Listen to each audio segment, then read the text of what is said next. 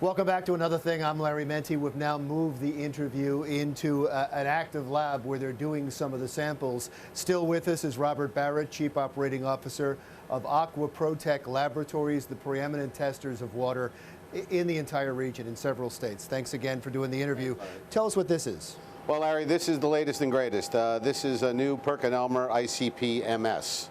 That stands for Inductively Coupled Plasma Mass Spectroscopy.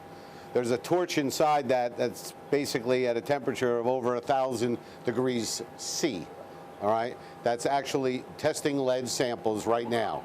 We can take about 200 lead samples a day with the auto samplers that we're using. Sophisticated instrument, probably close to about $300,000, all right?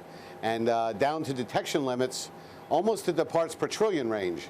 We're able to go down to about 1 part per billion. Wow. And this is constantly going? Well, right now it is. It's going 24/7, you know, and weekends, everything. I mean, the lab is almost at a point of capacity right now. We're doing so many schools. You talked about the one school district and the fact that you came back with 50% samples that had high levels of lead. That's just one school district. Correct. Of all the samples you do, are you finding disparities that some are really bad and some aren't? There's some schools that are perfectly fine. You know, there's some schools that they've done some remedial work in, and they're perfectly fine. But the schools that they really have not touched, that are very old, are having problems. If you'd like me to, I'll show you an example. I mean, here's a sample right here. I mean, you can take it for yourself. You can turn it upside down, and it's not good. No, it's filled with residue. Yep, that's not good. Is that lead? That's that's a sample that was taken from a drinking fountain. Really? Yes. So this would have no, it is ending up in a child. Well, if that child was the first one to drink that fountain in the morning, that would have ended up in his mouth. Well, this is an important tip for parents, what you're saying right now. So if a child, if you have any type of inkling that your school might be one of the schools that has high lead levels, when a parent's talking to his child, go and run the water for a while. Without a doubt. I mean, I'm baffled that that has not come out in the press immediately, that this water should be run for a certain amount of time before anybody drinks it, okay? Until they can get their arms around this problem, all right? I'm really amazed. I haven't heard a lot about that. So if you let it run for 30 seconds, the problem's going away? I would let the water run a little bit more than that, you know? I mean, you want to just, you know, be on the safe side, okay? But remember, the water is sitting in the pipes overnight.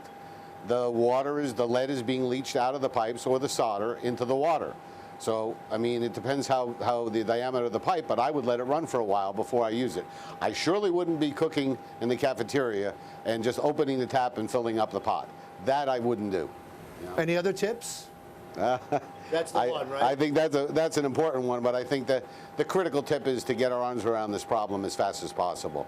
I think Newark, I know, is doing a phenomenal job. Jersey City, a phenomenal job. Most of the school districts are taking this very seriously. They're testing every source, every fountain, every sink. And whether it be in the bathrooms, you know, as children, we would go into the bathroom and we'd take our hands like this and we'd cup some water, you know? I mean, so they're taking everything into consideration. And I think once they isolate the problem fountains, the problem bubblers, the problem sinks, okay, then they've got to obviously not use those and replace them immediately.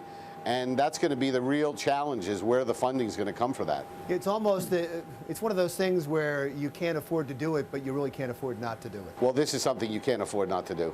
I mean, this is something that it's amazing that it's taken this long, the Flint, Michigan crisis, to trigger these people to first ask the questions. I wonder what's going on in our schools, okay? It's really amazing. The schools have been testing for years, I told you, Larry. These results have been given to schools all throughout the area that we test, and all throughout the country probably. But, you know, somebody decided that, well, it's not that big of a problem. You know, if we have to worry about paying our teachers, or are we worried about, you know, the lead in the drinking water, I think the teachers got the first vote, you know. That's a great way to wrap this up, because you've been sounding the alarm on this for some time. Yes, you've been doing testing for some time. All of a sudden, people are paying attention because of Flint. Right. If the Flint story starts to go away, are you concerned that the interest will go away? Well, I think the legislation, it's a good point, Larry. I think the legislation that the Senate has adopted, I think if that passes, which I hope it does, and the regulations, they require the schools to test on a biannual basis for lead, and they immediately do a total evaluation of their system and all the points of in the district that are being utilized. They get rid of the faulty fountains, the faulty bubblers, the faulty piping, and replace that. I think that's a great starting off point. If we can do that, I think we'll be way on our way to cleaning up this mess. You know? Thank you very much, sir. Thanks, Larry. Thanks for letting us be in here. Robert Barrett, who is the Chief Operating Officer at Aqua Laboratories in Fairfield, New Jersey. He's a busy man, but he's trying to make the drinking water safe for your child. When we come back. This New Jersey Hall of Famer says he's seriously considering a run for governor.